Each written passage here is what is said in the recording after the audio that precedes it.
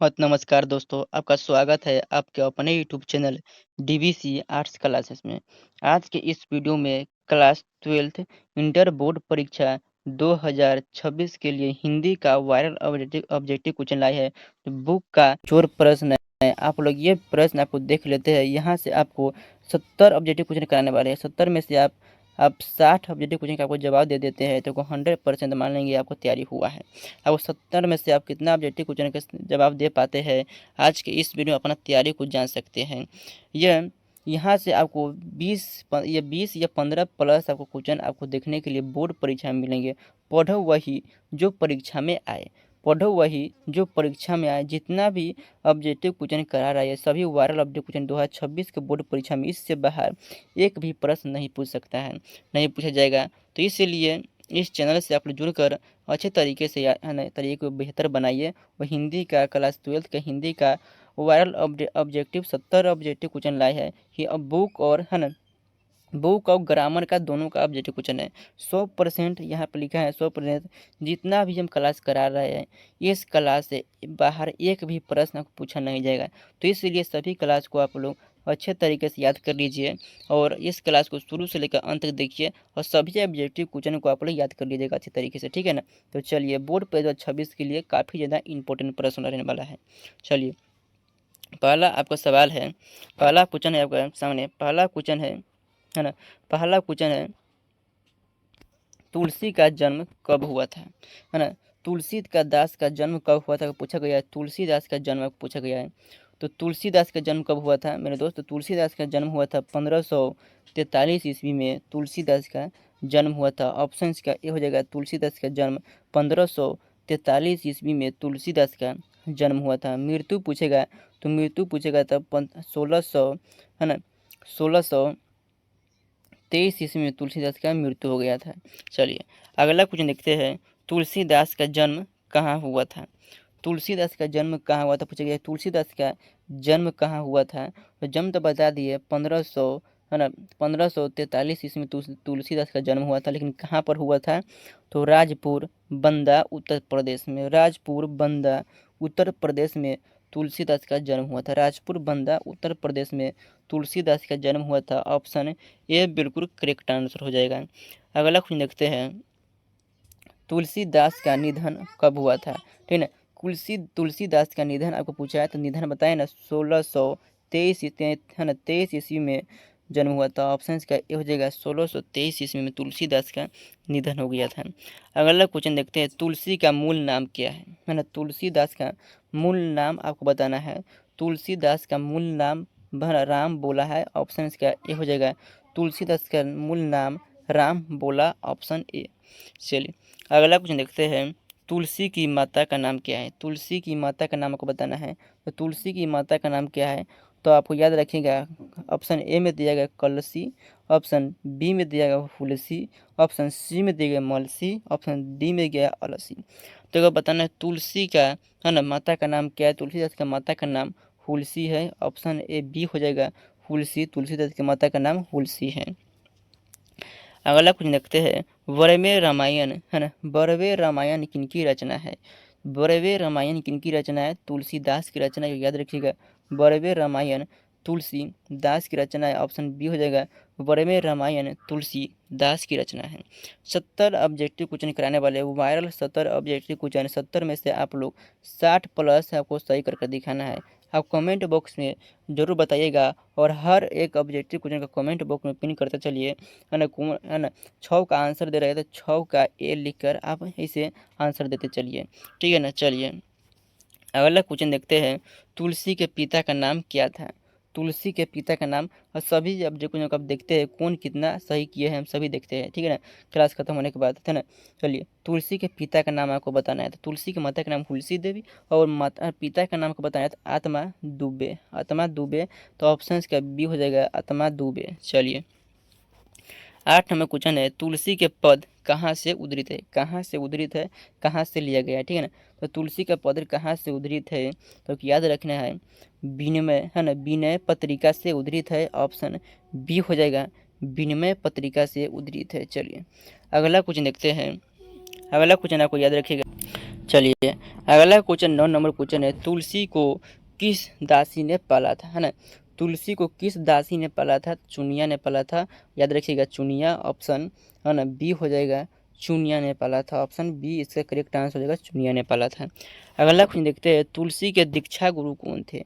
तुलसीदास के दीक्षा गुरु कौन थे। तुलसीदास के दीक्षा गुरु नरहरिदास थे। ऑप्शन सी हो जाएगा, नरहरिदास। अगला क्वेश्चन देखते हैं, कविता वाली और वरवे रामायण।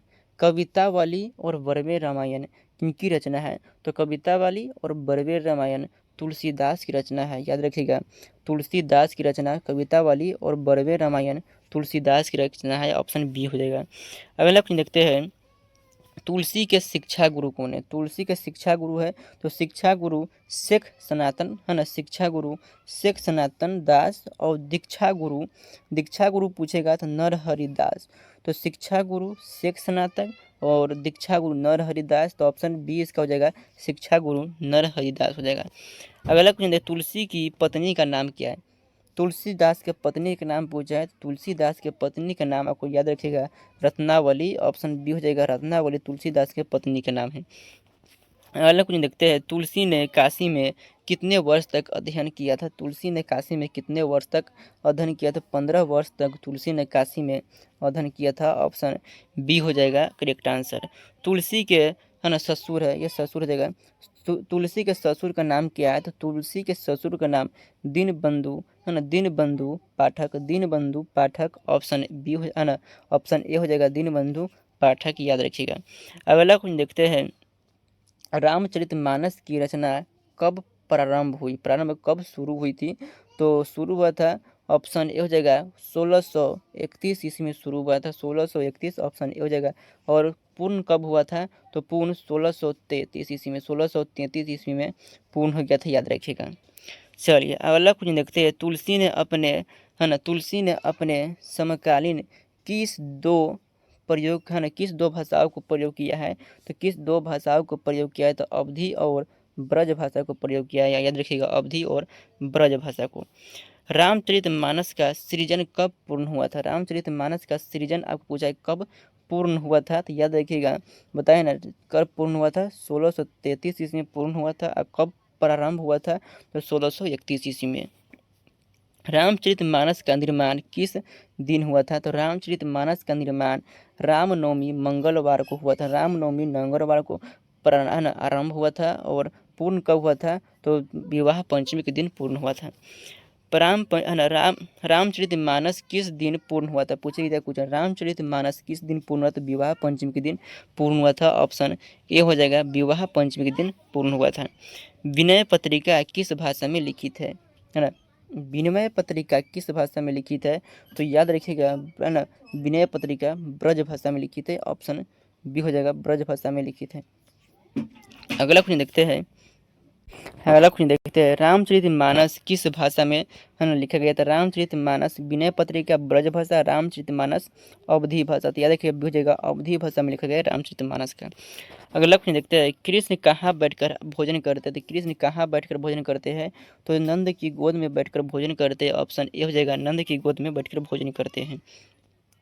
सूर, है ना, सूर का नाम क्या है। सूरदास का जन्म कब हुआ था। सूरदास का जन्म 78 में, है ना, 1478 ईस्वी में हुआ था। ऑप्शन बी हो जाएगा, 1478 ईस्वी में हुआ था। सूरदास का निधन आपको बताना है, सूरदास का निधन कब हुआ था। तो सूरदास का निधन आपको याद रखिएगा, सूरदास का निधन 1583 ईस्वी में हुआ था। 1583 ऑप्शन ए बिल्कुल करेक्ट आंसर ए हो जाएगा। सूर का जन्म कहाँ हुआ था। जन्म से पूछा है, सूर का जन्म कब हुआ था। सूर का जन्म कहाँ हुआ था। तो दिल्ली के पास सीही में। ऑप्शन ए हो जाएगा, दिल्ली के पास सीही में जन्म हुआ था। आरंभिक काल में सूर्य कहाँ रहते थे। तो आरंभिक काल में सूर्य कहाँ रहते थे। तो गौ घाट में रहते थे। ऑप्शन ए हो जाएगा, गौ घाट में। आरंभिक काल में सूर्य गौ घाट में रहते थे। सूर्य के आराध्य देव कौन थे। सूर्यदास के आराध्य देव आपको बताना है कौन थे। तो श्री कृष्ण थे। ऑप्शन बी हो जाएगा, श्री कृष्ण थे। है ना। सूरदास भक्ति काल की किस धारा के कवि हुए थे? सूरदास भक्ति काल की किस धारा के कवि हुए थे? तो याद रखिएगा सगुण कृष्ण भक्ति, सगुण कृष्ण भक्ति, ऑप्शन बी हो जाएगा सगुण कृष्ण भक्ति। सूरदास की कीर्तन मंडली का नाम क्या है? सूरदास की कीर्तन मंडली का नाम आपको बताना है। सूरदास की कीर्तन मंडली का नाम अष्टछाप, ऑप्शन ए हो जाएगा अष्टछाप। अगला कुछ देखते हैं, सूरदास की रचना कौन सी नहीं है? सूरदास की रचना कौन सी नहीं है? तो विनय पत्रिका जो है सूरदास की रचना नहीं है। सूरदास की रचना विनय पत्रिका नहीं है। सूर्य के किस पद की, सूर्य के किस है ना पद की पुस्तक में उद्धृत, सूर्य के पद किस पुस्तक में उद्धृत है? तो याद रखिएगा सूर सागर, ऑप्शन ए हो जाएगा सूर सागर से। अगला क्वेश्चन देखते हैं, गाय किस ओर दौड़ रही है? गाय किस ओर दौड़ रही है? तो अब बछड़े की ओर दौड़ रही है, ऑप्शन ए हो जाएगा बछड़े की ओर दौड़ रही है। सूर्य क्या मांगते हैं? सूर्य है ना श्री कृष्ण जूठन मांगते हैं, ऑप्शन ए हो जाएगा श्री कृष्ण से जूठन मांगते हैं, श्री कृष्ण से। चलिए, सुबह होने पर चांद कैसा हो जाता है? सुबह होने पर चांद कैसा हो जाता है? तो सुबह होने पर चांद मलिन हो जाता है, ऑप्शन सी हो जाएगा। चैनल को आप लोग सब्सक्राइब नहीं किए, चैनल को आप लोग सब्सक्राइब कर लीजिएगा, चैनल को आप लोग और वीडियो को आप लोग लाइक कर दीजिएगा, अपने दोस्तों के पास शेयर कर दीजिएगा। चलिए, हिंदी साहित्य का सूर किसे कहा जाता है? हिंदी साहित्य का सूर्य आपको सूर्य किसे कहा जाता है? तो सूरदास को हिंदी साहित्य का सूर्य कहा जाता है, ऑप्शन ए हो जाएगा। जायसी का जन्म कब हुआ था? जायसी का जन्म 1492 ईस्वी में जायसी का जन्म हुआ था, ऑप्शन ए बिल्कुल करेक्ट आंसर हो जाएगा। जायसी के गुरु का नाम आपको बताना है।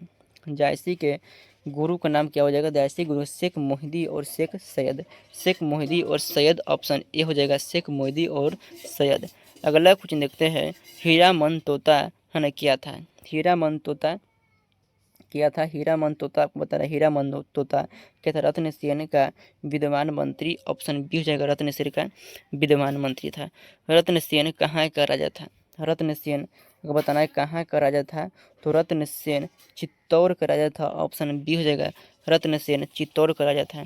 जायसी का जन्म कहाँ हुआ था? तो जायसी का जन्म आपको बताना, जायसी का जन्म कहाँ हुआ था? तो जायस कब्र अमेठी में जायसी का जन्म हुआ था, ऑप्शन सी हो जाएगा जायस कब्र अमेठी में। जायसी की रचना कौन सी नहीं है? तो जायसी की रचना कौन सी नहीं है आपको बताना है। तो जायसी की रचना विनय पत्रिका, पद्मावत, अखरावट, आखिरी है ना कलाम, तो ये तीनों रचना है, ये तीनों रचना है, लेकिन विनय पत्रिका ये नहीं है, ऑप्शन ए हो जाएगा विनय पत्रिका जायसी का रचना नहीं है। जायसी के चेहरे पर किसका दाग था? जायसी के चेहरे पर किसका दाग था? तो जायसी के चेहरे पर चेचक का दाग था, ऑप्शन ए हो जाएगा जायसी के चेहरे पर चेचक का दाग था।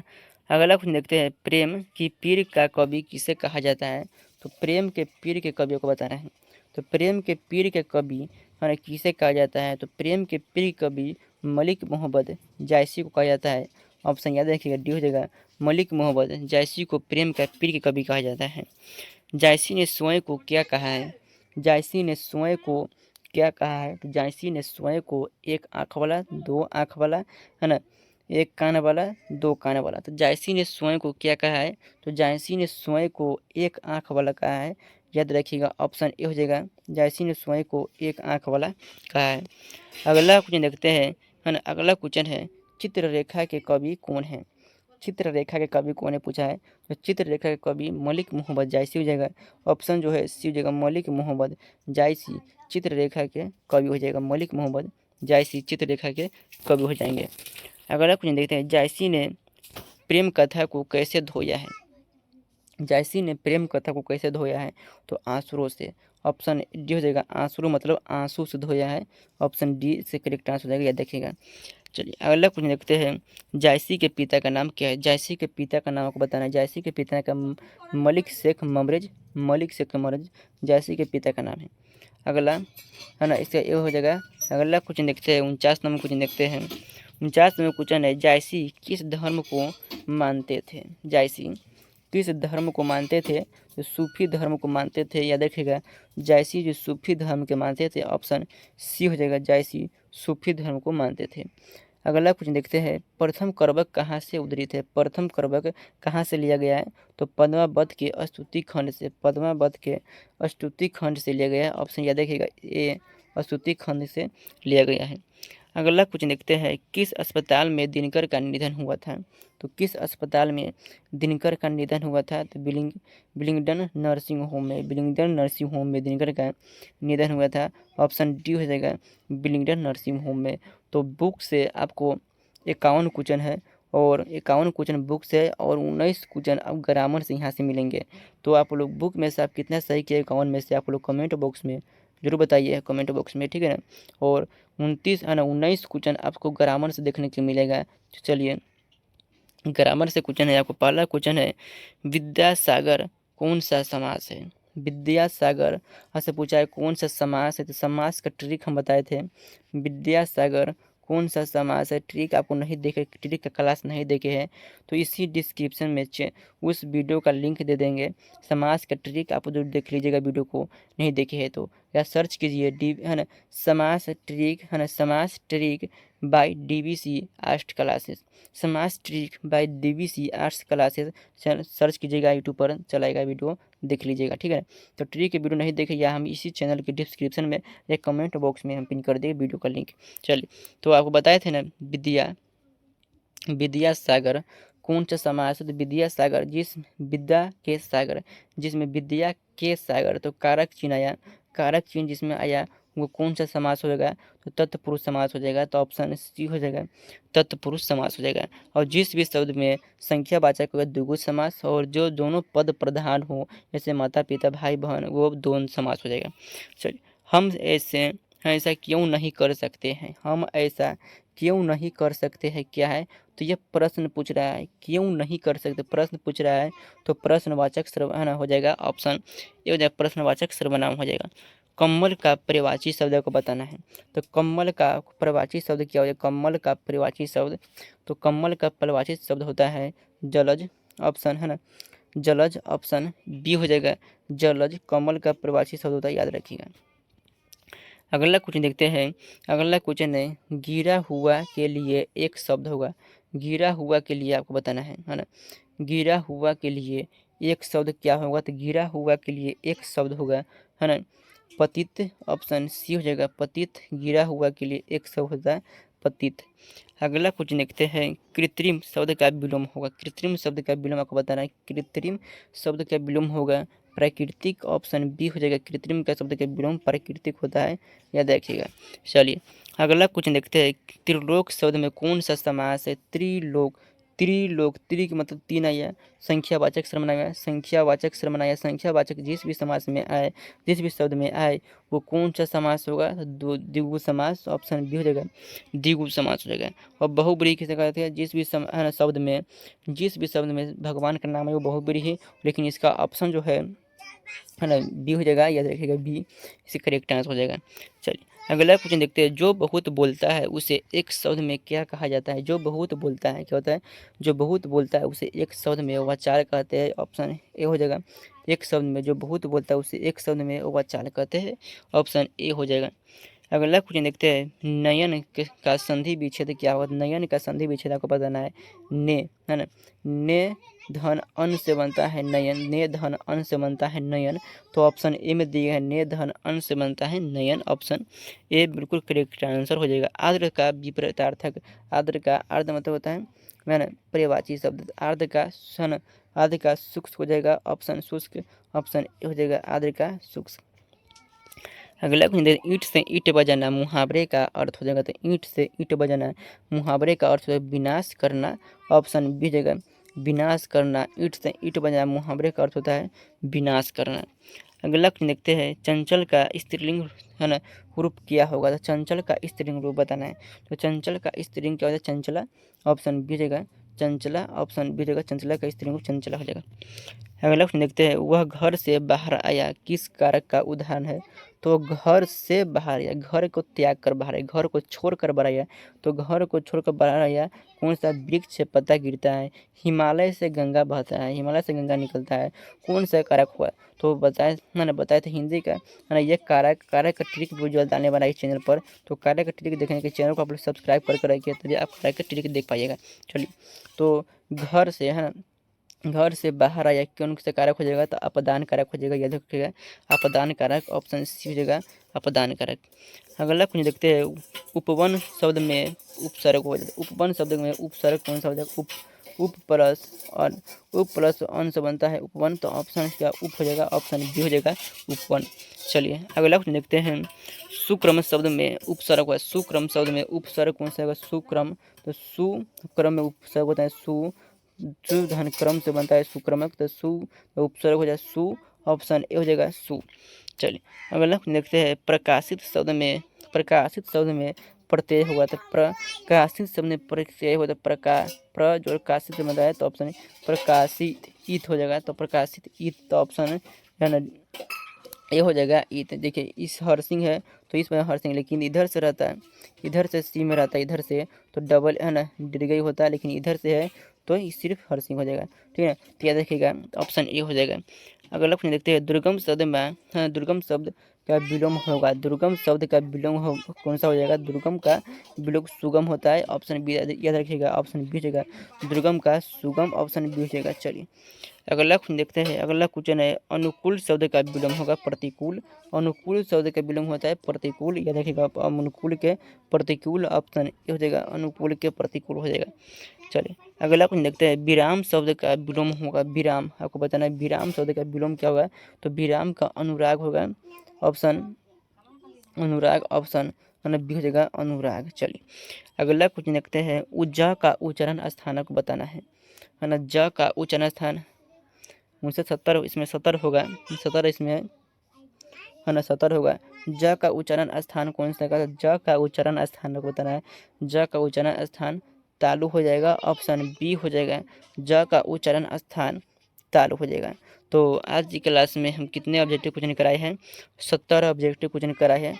70 में से आप लोग कितना सही किए आप कमेंट बॉक्स में ज़रूर बताइएगा, और इस चैनल को आप लोग सब्सक्राइब नहीं किए, चैनल को आप लोग सब्सक्राइब करके, ताकि इसी तरह जितना भी वायरल टॉपिक वायरल वीडियो है, वायरल ऑब्जेक्टिव सब्जेक्टिव क्वेश्चन है, सभी अब देखने के लिए चैनल को आप लोग है ना जुड़े रहिए। और इस वीडियो को देखने के लिए आपको बहुत बहुत धन्यवाद, थैंक्स फॉर वाचिंग। ये भी लाइक नहीं किए वीडियो को तो लाइक कर दीजिए, कमेंट कर दीजिए, प्यारा से कमेंट कर दीजिएगा, अपने दोस्तों के पास शेयर कीजिएगा, और चैनल को आप लोग सब्सक्राइब जरूर कीजिएगा। तो जय हिंद, धन्यवाद, मिलते हैं अगले क्लास में।